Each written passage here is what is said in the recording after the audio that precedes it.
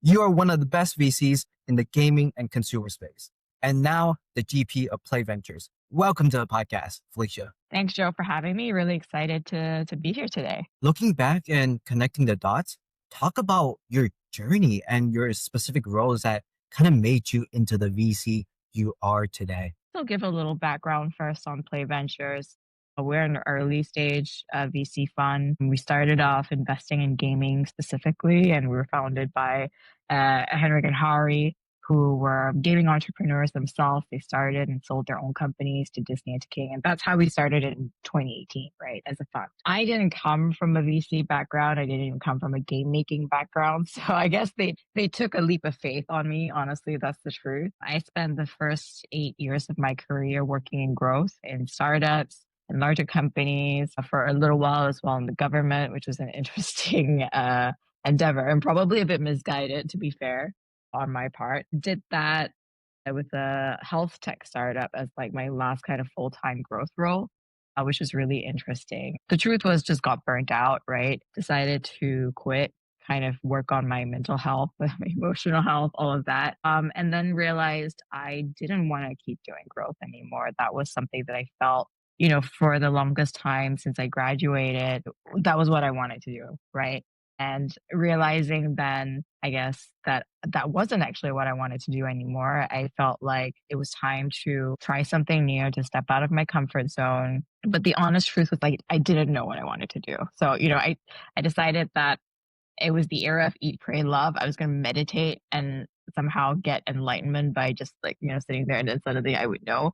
It didn't work for me. I'm sure meditation works for a bunch of people. It just did not make me any clearer what I wanted to do. I had like literally a list where it was like things I want to do, things I don't want to do. And the things I didn't want to do was like growing longer the more I meditated. But I realized just because you know what you don't want to do doesn't mean that you have a clear direction of what you wanted to do.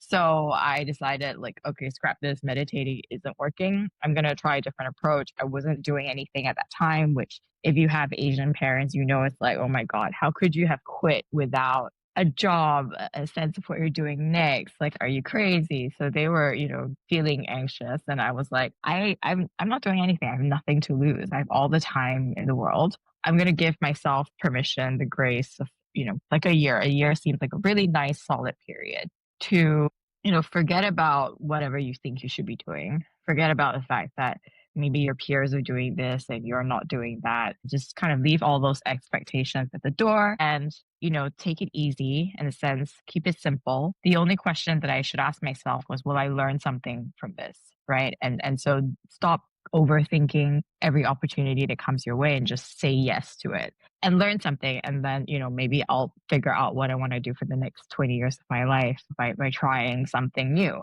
And so that's basically what I did. I said yes to everything that came my way, as long as I would learn something from it. But it also taught me how to say no to things that was like, yeah, I could, but it really wouldn't help me on my bigger journey. And so I ended up consulting for a games company. I ended up leading product for a voice tech startup that was founded by Lev, who was the previous co-founder of Bikatapte. And that was a great experience. Never done product before. It was amazing. Didn't find product market fit quite, but it was still a great experience. And then somehow through that, ended up reconnecting with Henrik, one of the founding partners of Play Ventures, as they were starting up the fund. So I say I was in the right place at the right time. It was serendipitous. They were willing to take, I guess, a chance, and they were starting up a fund. And I never thought of being on VC side, but when the opportunity came, it was just like, what, I'll give it a go.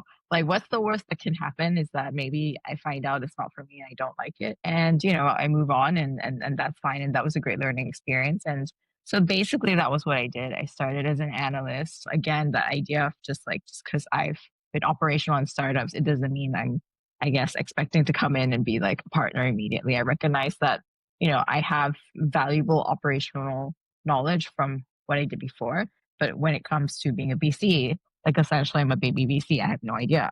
Right. So kind of, having that, I guess, humility and willingness to just say, yeah, I'll try it. I'll start as an analyst. Whatever the title is kind of doesn't matter. Let me just try it and get started. And that's really how I got started.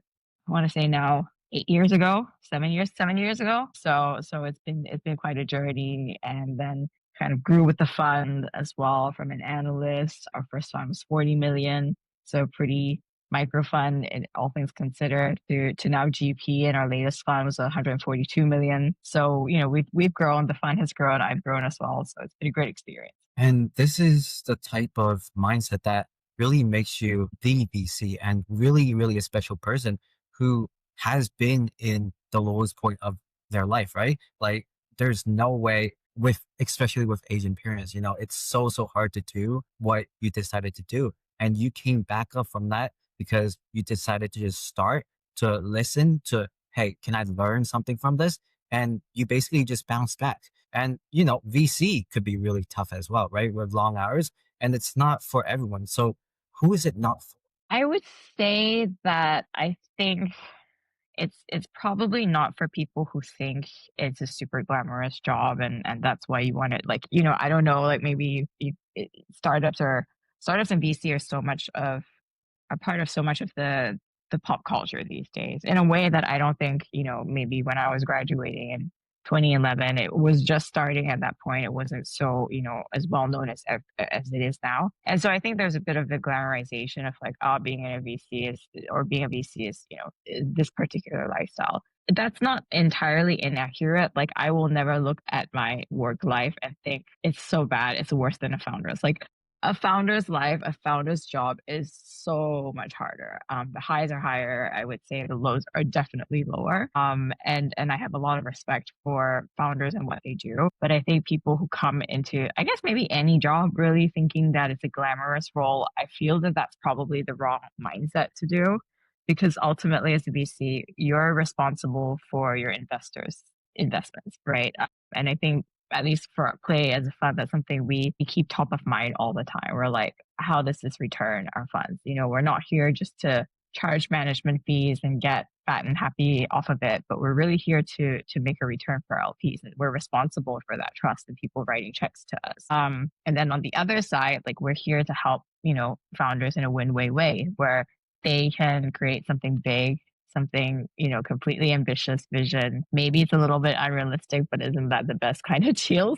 And we're trying to help them kind of create something that's life changing, often life changing kind of money and outcomes for themselves, and hopefully great returns for our for our investors as well. So it's a role that I think has responsibilities. So like if people are thinking it's something glamorous and therefore I want to do it, probably not the kind of role for you. And I also think when I think about the type of, I guess, person who would be successful in VC, right? It's probably somebody who's doing this as like a second, third job. It's not maybe what they started with. And the reason is I think you want to get experience, and that's life experience, and that's work experience, and that's battle experience, and that's maybe working at a startup, especially a startup that's at the stage of things that maybe eventually you think you would be an investor into, right? So if it's early stage startup versus a growth stage startup, you're talking about very different dynamic consideration resources. Sometimes a very different type of person that is able to be successful in an early stage is not necessarily the person to continue into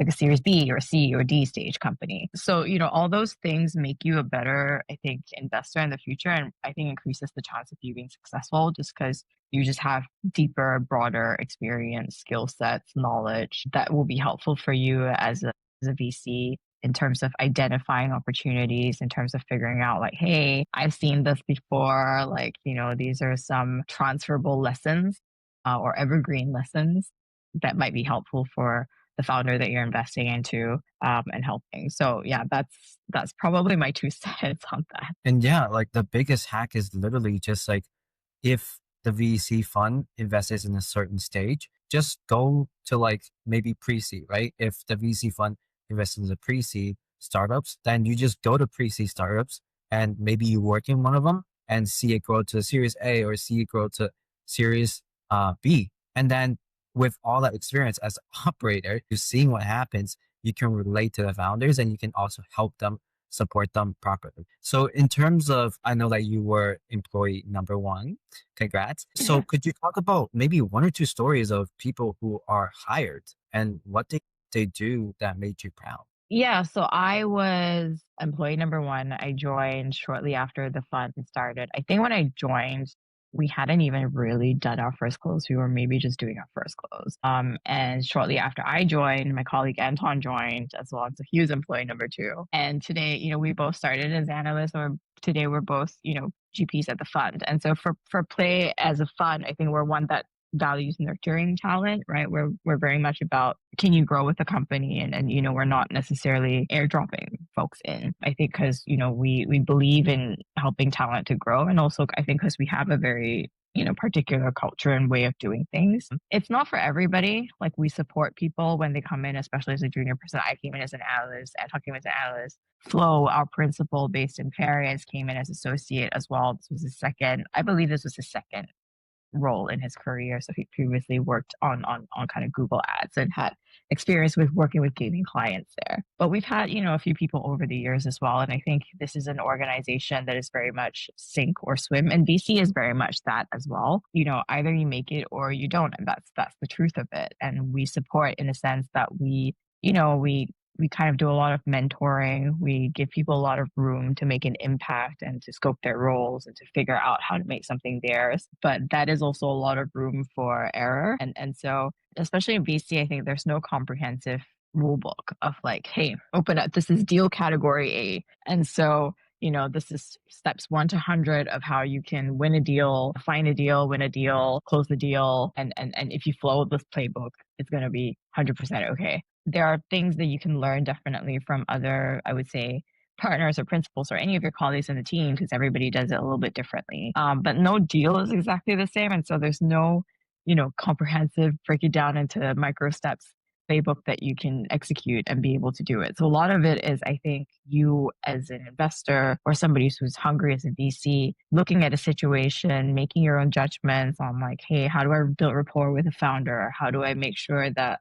I talk about or convince a founder that, they should work with Play Ventures as opposed to any other fund? How do I close a deal? How do I bridge across cultural gaps and the negotiating table, so to speak, to come to terms with a founder on certain things, right? And so that's something that is harder to teach. You can learn things from your other investment team members, but that, I guess, that initiative and that problem solving kind of attitude and can do attitude is really hard to teach. I think, whether it's myself or Anton or Flo, like those are things that I guess we swum. So, it's all about performance in the end. And Flo joined us as an associate today. He's a principal. I think he joined us at a really tough time in any kind of, I think, junior person's career. It was COVID, it was pandemic, we were all working from home.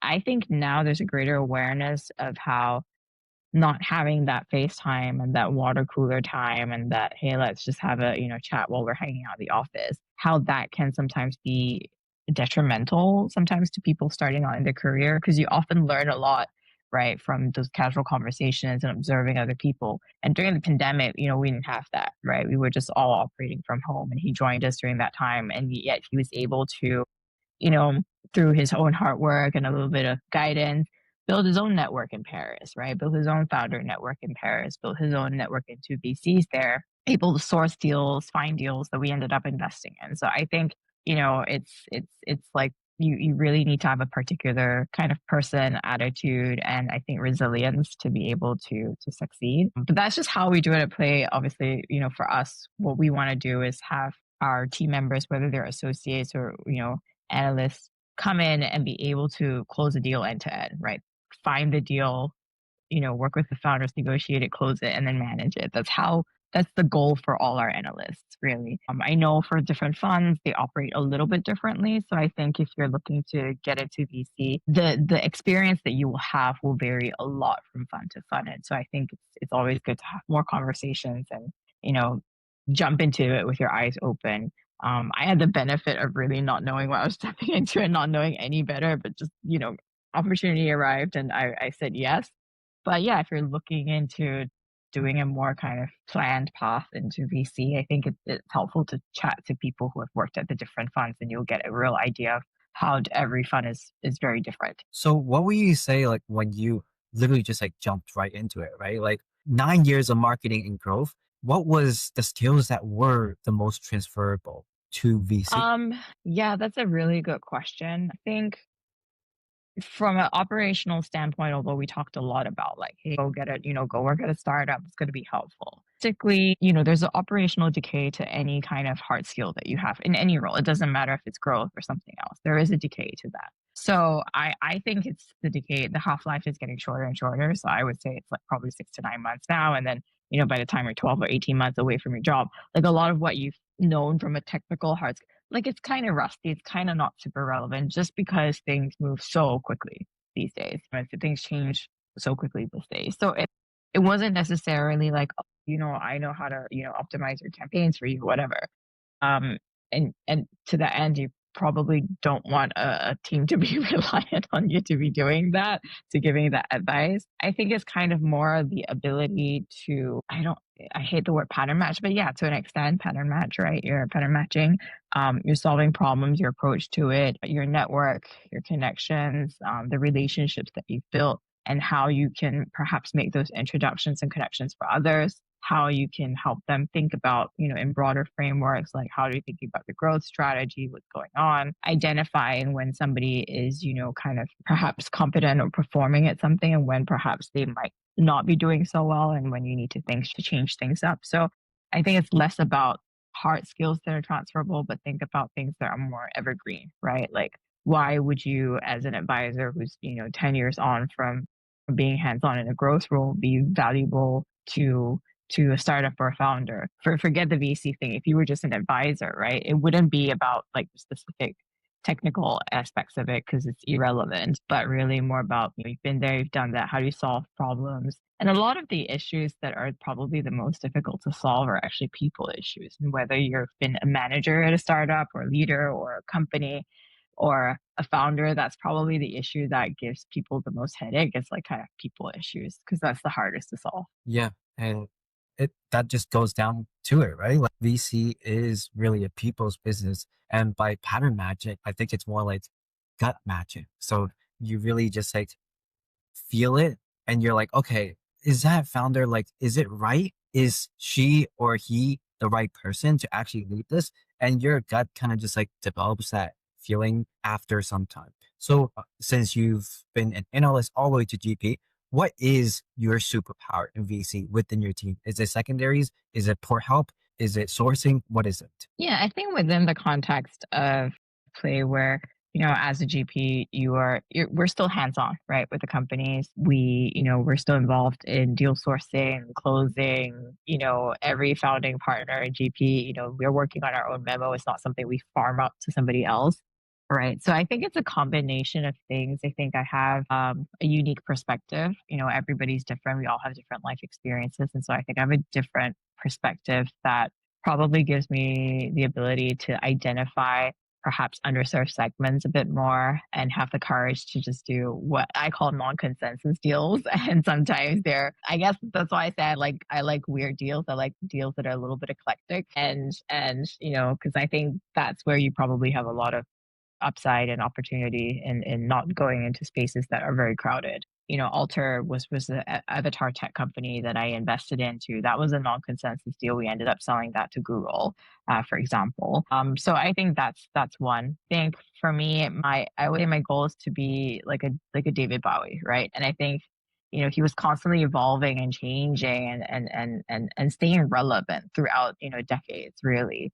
And so in the same way, like, I started with growth, I went into VC. I think it's always about evolving. You don't just come into VC or as a GP remain fully formed because you're investing in the future. And so, you're always looking for what's new, what's next, what are the demographic tailwinds, how are society shifting? Those shifts can feel sometimes very depressing in a way because you don't know what the new emerging platform is going to be. But disruption and shifts always bring new opportunities, and so it's, I think, that ability to evolve and not just stay stagnant or the same, that is helpful in VC and finding a new unique perspective in each era and figuring out where are the best deals and where are the best founders, and they're going to look different, right? Like founders that perhaps we were most likely to invest in, let's just say 5 years ago, the type of founders that we're looking for today might not look the same. We might index a little bit less on pre-existing, I would say, experience in some areas, right? Because if you're building in a totally new emerging technology, sometimes, yeah, there isn't actually anybody who has that experience because the tech itself is, like 3 years old, right? Or 4 years old. And, how are you going to find somebody with 10 years experience working in that space when the space is too new? And also, like, people might, come from fresh perspectives because they don't have baggage, they don't have preconceived notions. So, depending on what we're investing in, the type of profile founders as well, changes in terms of what we look for. And as you're evolving, when the startup landscape also evolves, when you meet a founder, what are the top three things that you actually look for when you're deciding Yeah. whether or not to invest? Yeah, so I think it's too, like I said, it's dependent on the area that you're investing in. If you're looking in kind of like an incremental disruption, there is an established space, then still that existing experience is helpful. If you're looking at something that's completely new, right, then I think, we're looking for founders, especially at this early stage where we invest pre-seed, seed, right? We're looking for founders who are mission driven, really, that they kind of have done their homework, they've looked at the space, they have their own hypotheses and thesis and thinking about it. They've thought really clearly about how they're going to validate it because, after all, it's a hypothesis, and most of the time, hypotheses are wrong or not wholly accurate, right? You're not going to be 100% on the money every time or the first time. So we're kind of looking more into, I guess, their mindset. How are they thinking about building a company that's going to be venture scale? Are they going to build this with or without us? And I think that's one of the things I remember speaking to a founder that I think I ended up investing in. And I think in my notes was to the other partners, was like, look, they're going to build it with or without us. And I want to be on that rocket ship that they build. And that's a great thing because, like, sometimes we meet founders where they're like, oh, why haven't you started this? Right. And sometimes there's good reasons. Obviously, everybody's life circumstances are different. So, not everyone can just go ahead and start it. But, some people, I guess there's a difference in just kind of the energy and determination and grit that, somebody will have when they say, like, well, I started building this on the weekends, and I started out without VC money. I'm going to continue doing it without VC money. And, if it's not the right partner, I'm not going to, wait for somebody to come on to give me permission to build something. And that's always good to see as an investor because you're like that. I don't know if he's going to succeed, but I know that he's going to keep trying, and that's great. So yeah, I think there's no like clear checklist that's always applicable to every deal, but there are definitely things that we look for. Well, yeah. So talk about maybe two stories of your most successful investments so far, and how did you meet the founders and knew that they were the one? Um, I think there's a bunch of different approaches. I'll talk about, like, for Alter, it was Avatar Tech. I think we were introduced by another fund as well that invested into them, started talking. And it was a little bit of I guess, a quirky deal at that time because, the tech was amazing. They built an amazing product. And the possibilities to me seemed endless in terms of, like, oh, where could we integrate this, social gaming, all of these things. And I think there was, like, some validation around that in the end. But, it was when we did the deal, it was very much, like I said, it was long consensus because perhaps not, it was hard to see, right? They've never been done before. It's not like you can say, I'm building an Uber for XYZ, and you know what the Uber playbook was. This was something that was super new. Competitors were kind of at the same stage, or a little bit more advanced when we started investing into this. So that was an interesting one. I invested into a company that makes an app called Bible Chat. That was an interesting, more thesis driven investment, frankly. We started investing in gaming and expanded into consumer playable apps. And the thinking there was really that there's a lot of learnings in how to build daily habits that we can take from gaming. And there's a lot of, I guess, expertise and playbooks that have been built up over the last 20 years, especially with mobile free to play, that can be applied to consumer app spaces and green spaces, or blue ocean spaces rather. And that's, on user acquisition, right? On monetization. How do you design an in-app economy that works, that's free to use or free to play, but still monetizes and generates revenue? That's how do you design engaging loops and daily loops and core loops and meta that keep people coming back. And so those were things that we felt were very transferable from gaming. We also saw more gaming founders interested in moving into those kind of spaces as well, especially as mobile free to play has become more mature as a market. My thesis there was that faith was probably one of the spaces that I could see this being disrupted. I was raised Catholic. My parents are Catholic. Was watching stuff around like faith documentaries and, got to thinking, well, faith is actually, if you think about it, those are 1,000-year cohorts that retain over generations. If you think about like my grandma and my parents and everything, right? But as a practice, even in today's age, like I think daily faith practices haven't really necessarily evolved. It's still very much kind of based on the same things as before, but there are a lot of pillars within it that's very social. People do prayer groups, they go to church together. It's a very actually social kind of practice, and that actually lends itself really well to the idea of being a playable app. So kind of started looking into the space, saw Bible chat at that time was taking off and downloads and revenues. I went to I think it was App Magic that I was using and saw it was taking off. And I decided, I was like, I'm going to reach out to the top Bible apps. And that was one of it. Chatted with the founders, reached out cold.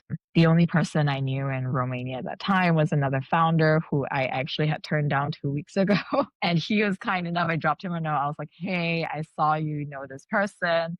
Do you think he'd be interested to chat? He was such a nice person. He's such a nice guy. He was like, replied in, 20, 30 minutes. He was like, yeah, you'll love him. I'll make an intro to you for you right now. And so that's how we got in touch, right? It's like I said, there's no one way of doing it. Sometimes it comes through referrals. Sometimes it comes through, you looking on App Magic. And, in another case, I invested into a company called Alinea.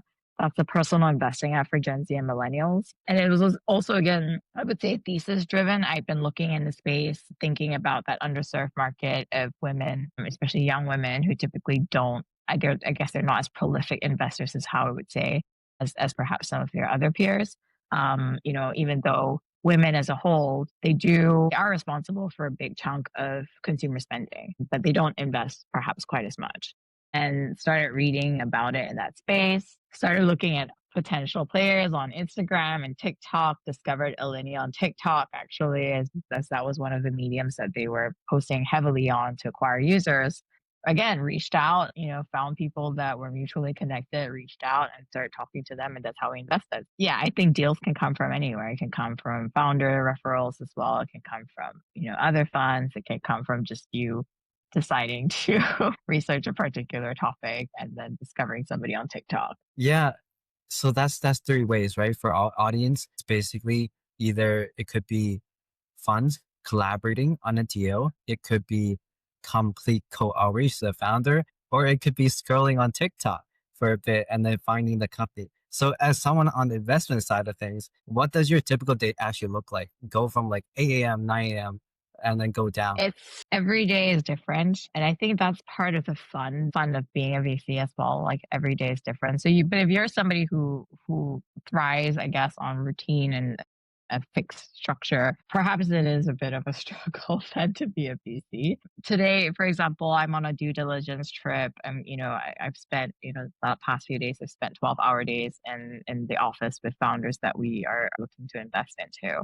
Another day I might be kind of in a different city, meeting other co-investors, meeting LPs. Another day I might be having more deal flow calls or supporting a portfolio company with their fundraise, looking at their deck materials and their pitch and making introductions to other investors. So it's very different day to day. Your priorities shift depending on also what's happening in the market. We don't just operate in a bubble. And so you have to be kind of ready to make those changes and make those shifts and I guess be able to prioritize and juggle different tasks and priorities on the go. I think VC has my approach is I'm here to support the founders to have a big outcome. And sometimes that takes me on journey that I didn't expect. So I remember, so clearly like waking up, I think I can't remember, it was 2022, I believe. And then, to the news that basically Russia and was at war in Ukraine. And that's crazy, right? That's not something that I expected to have an impact on what I do. But we have founders who are Ukrainian, who are in Ukraine. We have founders who are in Russia. We have founders on both sides of the table. Everybody was shocked. I remember having to talk to a neighbor who had basically worked with a private military for extraction of some girl students in Afghanistan, and that was in 2021. And then I remember calling up my neighbor and saying, "Do you have the contact to that private military guy?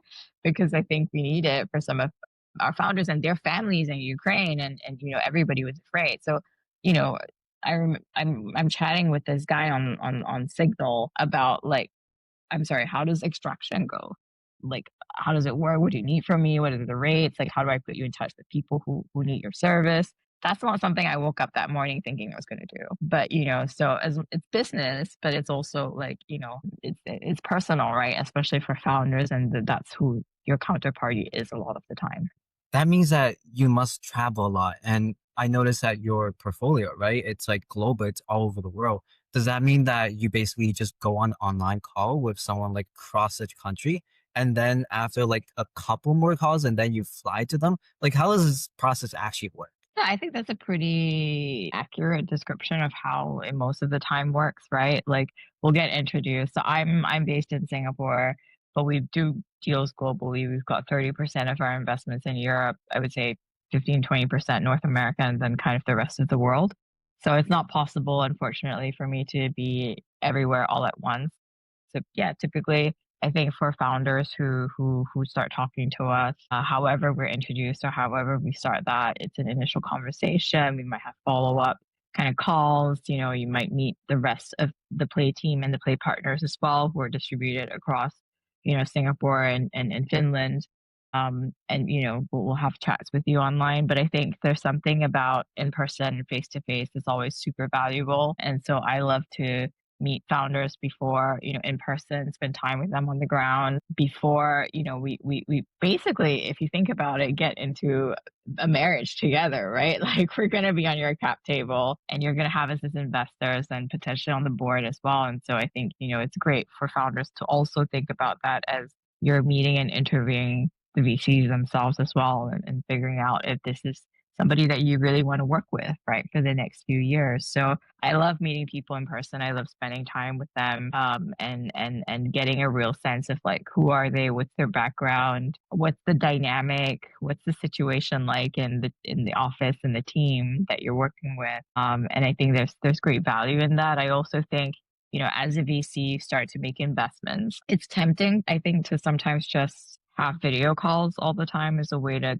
I guess, catch up with your portfolio companies. And obviously, there is convenience to that. It's not always possible to meet in person, especially if you're investing globally, not just within your city. But, I love kind of making that trip to continue to visit them every year in person. I think you're just able to get down to really deep discussions in a way that you're just not able to do over a video call. And yeah, so I think doing the groundwork and pounding the pavement, those are things that are still super valuable for any VC, any stage to do. I think when we started, we were operating during the pandemic. Obviously, that wasn't an option, and I think everyone post pandemic is realizing, yeah, there's some things that you still need to have that face time to do. Yeah.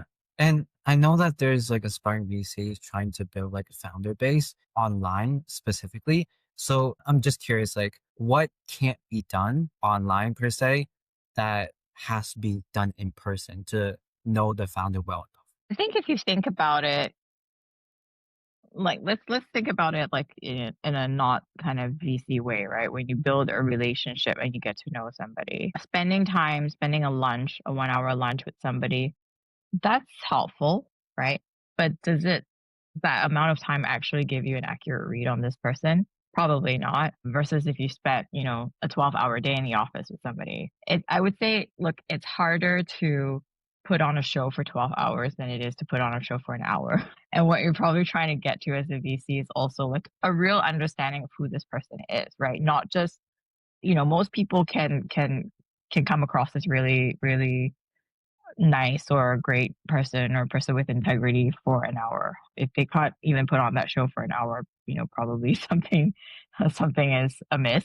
But you really want to get a sense of who they are, not just when things are good, but when, it's stressful in the office. Like, how do they operate? What's the dynamic? Maybe you're looking for, if it's a founding team, you're looking for tension that might not come through in a 45-minute call or a 1 hour lunch, right? And you're looking at how they interact with each other, disagree with one another, and you're looking for all those little cues as well. So I think those are the things that you want to look for in person that you just never going to get that. It's like going on a date with somebody, first date most of the time goes, I think, okay. It's only when you start dating the person, you see them more and more and you see them in bad situation and having a bad day, that's when you really know, right? And that's also why, people say, the first test is like of a relationship is when you go on a trip together, because that's extended time you're spending in a strange situation. And that's when you start to realize, where are the differences, and how do they respond to different situations. And I think if you think about human relationships, that's really what you're trying to assess here as well, especially the early stages.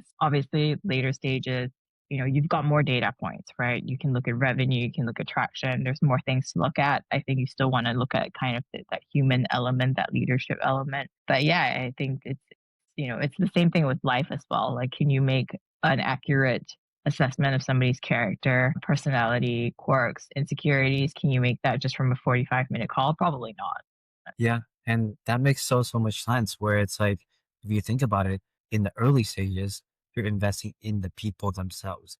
You're not investing in their technology. Maybe their technology is awesome, right? But most technology these days can actually be duplicated.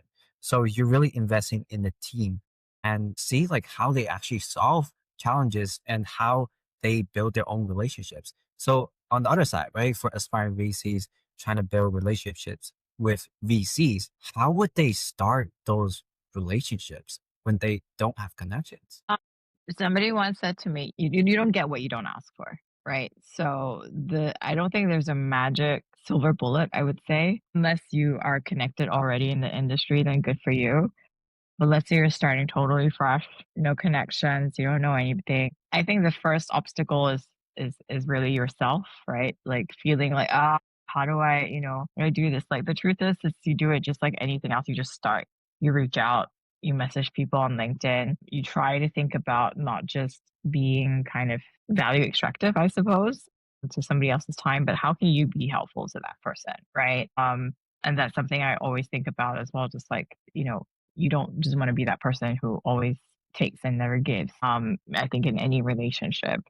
And so, be prepared that, yeah, sometimes you won't get a response because it gets lost in the abyss of LinkedIn. Sometimes people are really busy and swamped and they can't reply and or maybe they can't be bothered and you just shrug one off. If you hit up 20 people, you'll definitely, at least get one or two, right, who will respond. Start with that, like get to know them, think about learning from them, but also how you can be helpful to them. And then from there, right, like, you build a good rapport and most times people are very happy to make introductions to another person. If for example, like you can be helpful in a particular way, make sure to follow up. I think it's just that, like you just have to put in the reps in, to be honest. And of course you could do something like inspired by you, right? Like build a presence, build a social media presence and influence in that way and also that is one other way to kind of put yourself out there so more people know about you and might reach out to you instead of you reaching out to them. But yeah, I think good old fashioned put in the elbow grease. You don't get what you don't ask for. Yeah, and it's all about giving value before you taking it. But on the other side, it's about just asking, just like start putting in the reps to actually ask. That's what cold outreach is. And there's going to be one VC that actually responds to you and says yes. So let's say you started this relationship, right? You had a great meeting. How do you actually maintain the relationship with that VC and give the audience some specific ways? I mean, within the context of, for example, I'm assuming this is somebody that's kind of more junior and you're reaching out to somebody like, VCs are always interested in meeting other founders, right? So, go build go build that network, go meet other founders as well, right? We're always limited by our own, personal constraints, time, place, everything. If you meet a VC and they're based in, for example, Singapore, I'm always looking. I might not. You might be. I don't know, in a different city, in a different ecosystem, and so it's easier for you being there to build up kind of a founder network on the ground. Maybe you're meeting them at networking events. Maybe you're doing the same thing, cold outreach, and you find somebody that's interesting. You think it's a good fit, right? Like show that you can do the job that VC is doing, right? Maybe you figure it out. Hey, this this is an interesting founder, this is an interesting startup. Maybe you have some little info or memo that you want to write and share with somebody else who is a VC. Maybe you have insight on a particular city or ecosystem that I don't have insight on, and share that and be helpful to each other in that way, right? And that way also, like if maybe they're hiring, maybe they're not, or maybe they know somebody that's hiring, or oftentimes, they might not actually have a headcount, but you've shown that you have initiative, you can do the job, you're hungry, you're a hustler. That also is maybe something food for thought for them, where they're like, okay, like we don't actually have plans for a headcount, but there's something here, and talent is talent, and let's figure out whether we can do something. I think, just kind of increasing the surface area for luck for yourself is basically what you're trying to do. Yeah, and that's really how you do it is you put yourself in the right situation so then you can get lucky and, potentially become a VC, just like how you kind of just like got dropped into it. So you were actually promoted from an analyst to VP. Like how what on earth is an analyst versus a VP versus a GP? That's a very good question. I think it varies a lot, again, from fund to fund. So within the context of play, like as an analyst, I was, mainly, I was supporting the founding partners at that time, because it was a really, really small, it was four of us, right? Like it was two founding partners, myself and Anton. So kind of supporting them in deals, deal flow, closing the deals, managing the companies. On my end as well, I was involved as well on fund operations side, which is really interesting. That's not always what an analyst will have exposure to in other funds, right? You might be really more focused on just purely supporting your partners or your principals on particular deals, or maybe just particular steps within the deal closing process. Like I said, we kind of want analysts and junior folks to be able to get start to finish. They should be able to get to that point where they can do it themselves. So I was able to be involved in the fund operations side, see what it means on the other side, which is under the hood of what does that actually mean to run a fund and start a fund and run it as a business and a company. And so kind of learned the ropes as an analyst, really, and then became a VP, which was, I guess, in the context of play, doing it, but at a higher level and with more responsibilities. By that time, we had more complexity. We had a second fund or a third fund that I think might have at that time already been running. So I was, responsible for deal flow and managing portfolio companies and being responsible as what we call an investment manager, where you are the point person for this portfolio founder, right? Because realistically, if you have two partners and 20 portfolio companies, after a certain time, it's difficult to take on more companies as a partner.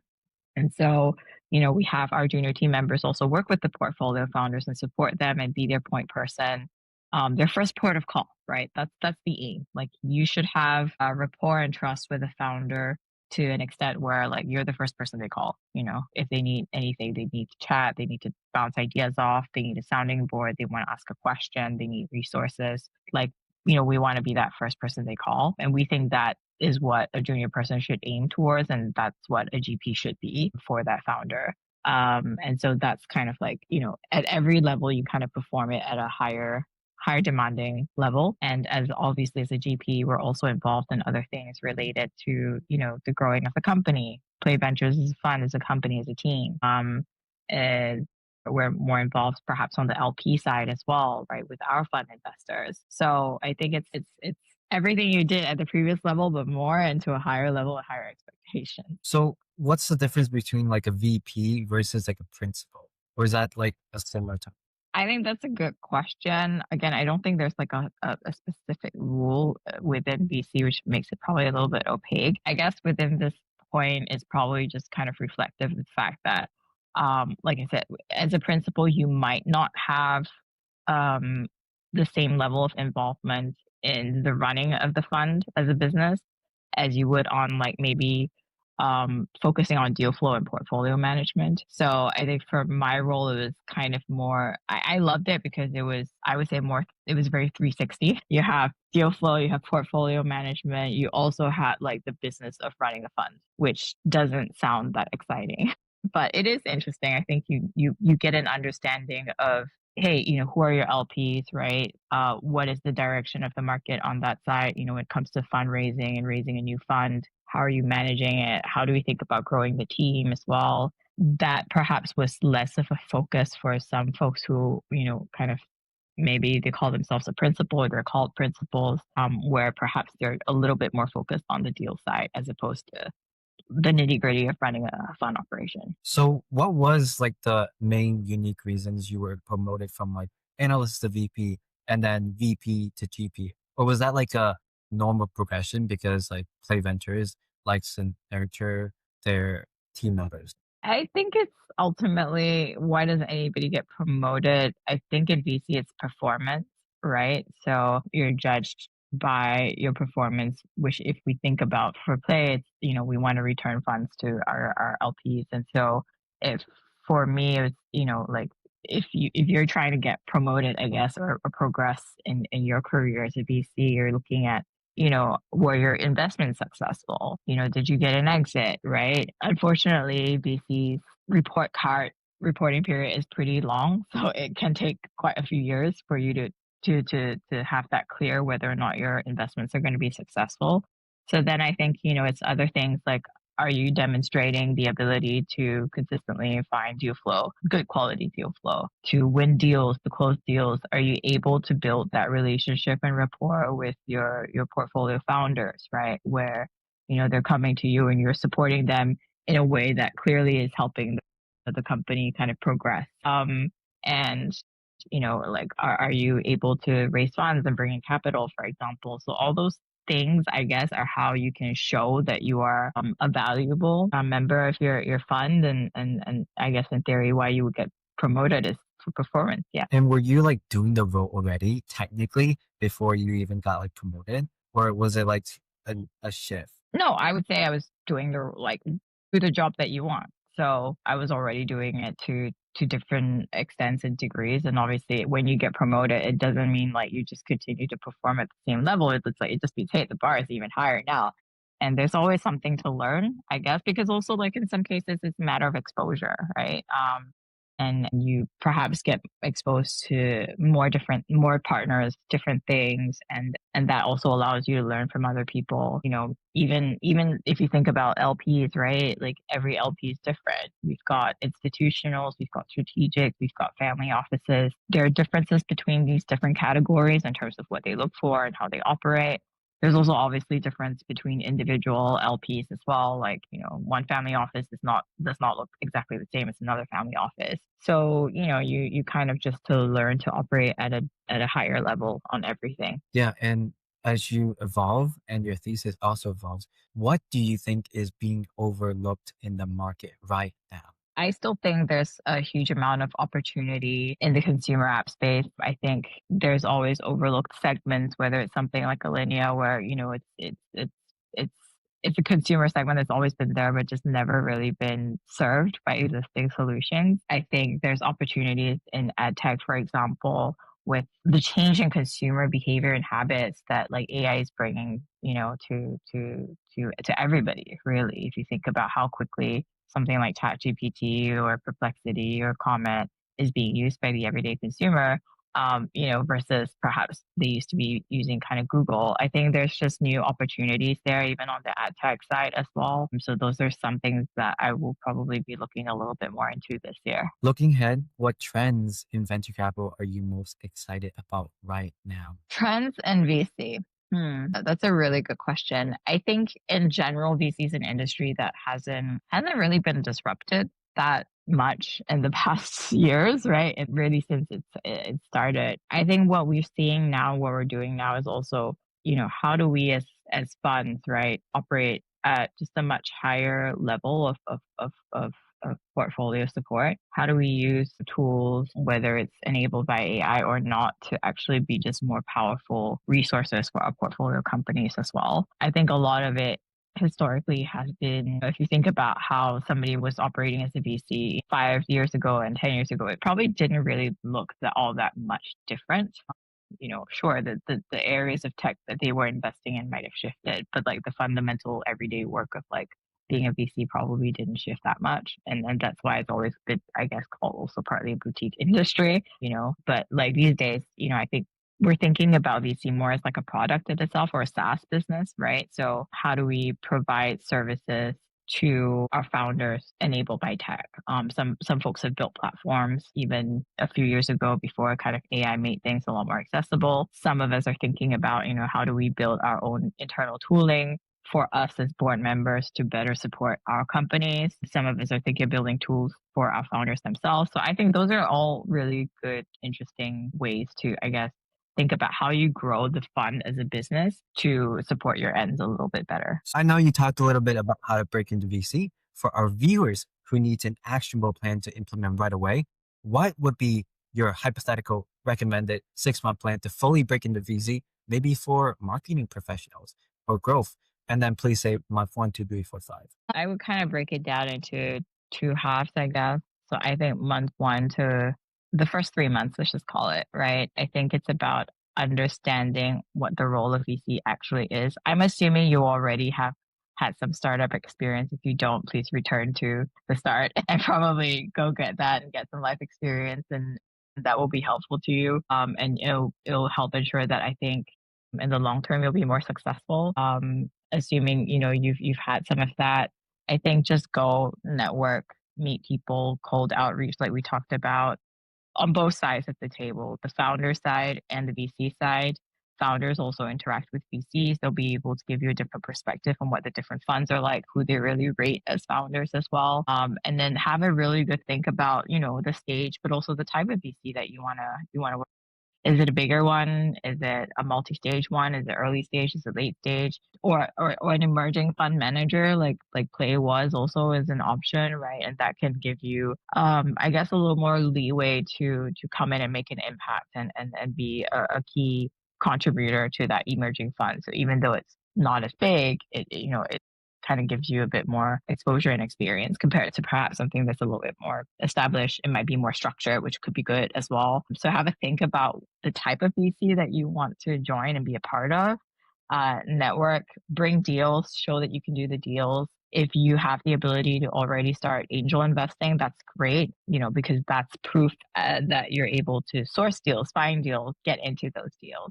But even if you don't have that, financial ability to start angel investing, right? Like look at founders, look at deals as if you were an angel investor. Be prepared to, bring examples of deals that you would bring to the table. You were a VC, right? Like, I've met this founder. I think it's interesting. This is why it's compelling. These are the potential risks, and show that you can do that work so that when you do meet VCs and let's say you do have that relationship, those are things that you can share. It shows your ability, it shows value, and it kind of gives them a sense of how you would perform if you were part of that organization. So yeah, I think that's probably what I would spend the first 3 months doing, and the next 3 months just keep on at it as well. And it might take a while, and maybe eventually you'll find the right place for yourself to join as a VC. Yeah, and say, after all those months, right, you got an interview. So what does that process actually look like? Is it 3 rounds? Like, what on earth does that actually look like? But I think you would expect to go through multiple rounds of interviews like anybody, like any other role. That's why having examples of like, hey, this is how I've assessed a deal, like a little mini memo of how you've looked at a deal. Those are all interesting things because those are probably things that perhaps they would also want to assess you for, and would again ask you to do maybe another assessment of a deal memo or something like that, or a hypothesis, like how do you develop a hypothesis. They might ask you to kind of show how you would do it, right? So essentially by just kind of doing all those things, you're saying like I can already do those things that you are going to assess me in the later stages for, but I've already done it and I can show you. So I don't think that necessarily means that they won't ask you to go through whatever their process is again, but I think it just shows, again, it's a strong indicator that you can do the job. Awesome. Now for a few rapid fire questions to wrap up. A few words or one sentence. Ready? If you could invest in any startup from the past, which one would it be? OnlyFans. It's a great business. Okay, I gotta know why. I mean, it's a great business. People always, I guess, sometimes shy away from this category. The truth is sex sells, right? And it's evergreen and everybody knows this. It's an amazing business if you think about the revenue, the profitability that you generate per head. I think it's probably one of the UK's best performing startups. For me, I think, look, it's consenting adults in the oldest trade in the world. A Yeah. willing buyer, willing seller, and they're consenting adults. I think that's the key, consenting adults. Obviously, as a platform, they're going to have problems, but that's the same on any kind of social platform. So yeah, OnlyFans, I think, is a great business. Yeah, it is. And what is your favorite place to travel to, but haven't yet? Well, have travel bucket list. Then I think Iceland. I haven't gone there yet, so I wouldn't know if it's my favorite place, but I definitely want to get there sometime soon. And what's one fun fact about you most people don't know? My dream role would be to be a retired florist. I like it. I de-stress with it. I love the fact that, you're working with your hands, you gotta put your phone away, your devices away. It's a really nice way to disconnect and yeah, people, you always at the end of it have lovely gifts to give to people and nice little bouquets to give to friends. So yeah, I really enjoy it. And is there any thought you want to finish or we didn't get to cover on this pod that you would like to talk about? To anybody listening, good luck. And yeah, hopefully you'll find the role that's the right one for you. That was amazing, Felicia. For anyone listening who wants to learn more about you or your firm, what's the best place to reach you? The best place to reach me is on X. I'm at Phil PPPHYL. I'm also on LinkedIn, so feel free to drop me a line on any of those. And yeah, look forward to chatting with everybody, and hopefully I can get to your DMs if you do reach out. And if I don't, I do apologize. I might just be very very swamped, but I will do my best to get back to you. And I'll make sure to drop her contact details in the description below. And out of everyone you know, who are two amazing VCs that you will recommend as future guests to our podcast? My first one that pops to mind is probably Amber from Patron. She's a co-investor of ours. We've done a couple of deals together, and I think she's got a different journey to VC from being a founder, so that might be interesting as well for some folks out there. And let me think about the second one. Awesome. Thank you again. And thanks to everyone who's listening. Comment a question you want to hear from Phylicia or our next guest. If you enjoyed this episode, make sure to press the subscribe button, like, and share with someone who's interested in getting into venture. We'll see you next time on Break into VC. Awesome. Thank you.